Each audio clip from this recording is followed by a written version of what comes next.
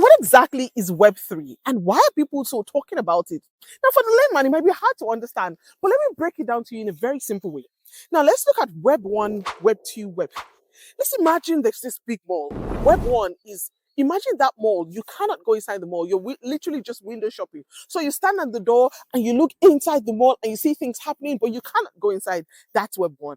Web 2, in Web 2, now you can walk into that mall. You can be a part of it. You can walk inside it. You can buy things. You can shop. You can walk around. You can do so much. That's Web 3. You can even get to interact with other people in the mall. You can leave reviews. You can do all of those things. That's Web 2. Now, Web 3, you now get to be a part owner of that mall. The mall is no longer owned by one big owner or anything. No, it's now owned by even you. You can own a tiny piece of the mall. What's more, there's AI assistants and robots or Siri or Alexa and co who can now help you make better decisions. In that Web3, ads, shopping, everything is more customized to you.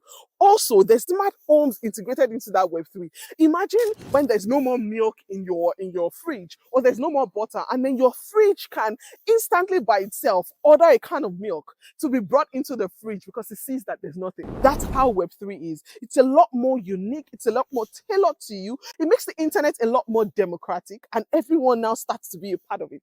So that is Web 1, Web 2. Web 3 is the world that we're going into. You want to learn more about things like this? Then you need to join the Binance Academy. So many things simplified for beginners like you and me.